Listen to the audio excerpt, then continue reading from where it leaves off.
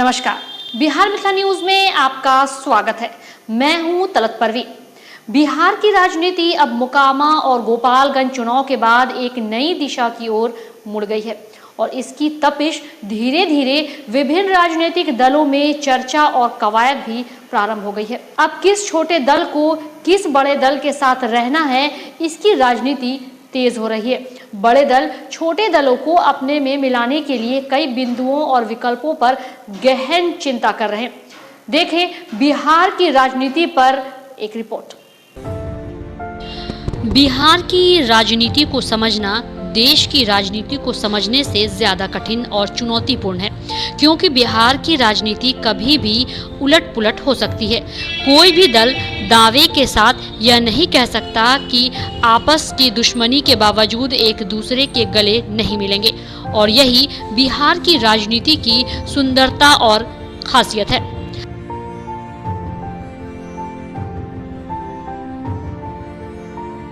आज आपको बिहार की बदलती राजनीति सुगंध लेने पर चर्चा करते हैं कि किस दल की खुशबू जनता के बीच अधिक है और उसकी वजह क्या है।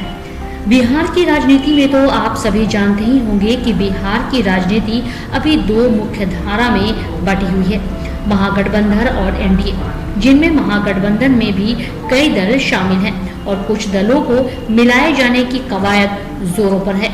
तो वहीं दूसरी तरफ एनडीए में चिराग पासवान की एक बार फिर जोरदार वापसी होते हुए केंद्रीय मंत्री तक के बनने का रास्ता साफ हो चुका है। यही नहीं, भारतीय जनता पार्टी के चाणक्य कहे जाने वाले अमित शाह चिराग पासवान, रामविलास और पशुपति पारस के बीच संपर्क सूत्र बने हैं ताकि दोनों के बीच एक बार फिर समझौता हो जाए। तो बिहार की राजनीति में चिराग पासवान एक मजबूत नेता बनकर उठेंगे, जो नीतीश कुमार पर भारी मुसीबत बन सकते हैं। कल तक चिराग तेजस्वी यादव को अपना भाई मानते थे, लेकिन नीतीश और तेजस्वी के एक साथ आने के बाद अब महागठबंधन के खिलाफ चिराग पासवान बिहार के दो उपचुनाव के अलावा नए होने वाले उपचुनाव में एनडीए के साथ जोरदार चुनाव प्रचार करने की तैयारी में है।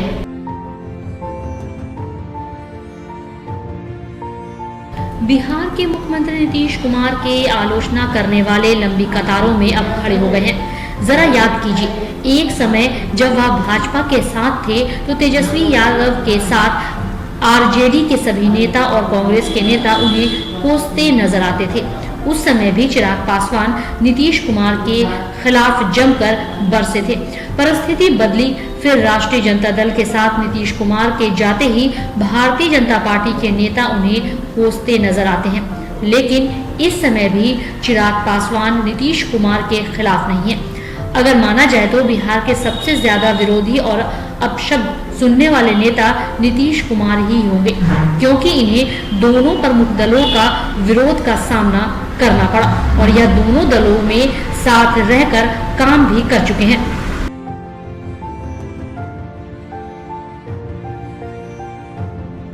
अब नई राजनीति को भी समझना आवश्यक है।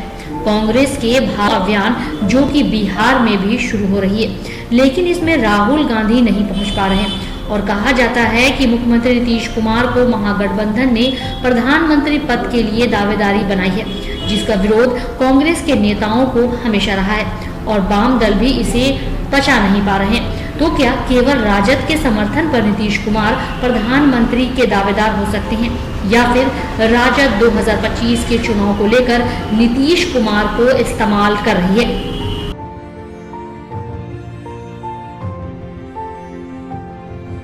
हालांकि 2023 से विभिन्न राजनीतिक दलों के बीच लोकसभा चुनाव के लिए आपसी गठजोड़ एवं प्रत्याशियों के चयन को लेकर एक वाद विवाद, विरोध प्रतिरोध सामने नजर आएगा।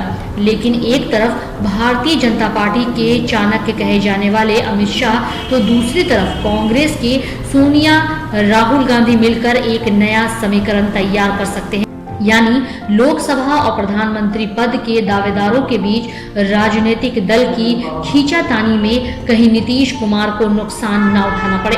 बिहार की राजनीति में तेजस्वी और नीतीश गठजोड़ को लेकर के अब यह भी कवायद हो रही है कि क्या दोनों के बीच स्थिति समान रहेगी या फिर समय के साथ फिर दोनों के बीच खटास हो सकती है, लेकिन यह भी सत्य है कि नीतीश तेजस्वी या भाजपा के बिना अधूरे हो सकते हैं। लेकिन भाजपा और राजद एक दूसरे के आमने सामने नीतीश कुमार के बगैर भी लड़ सकती है।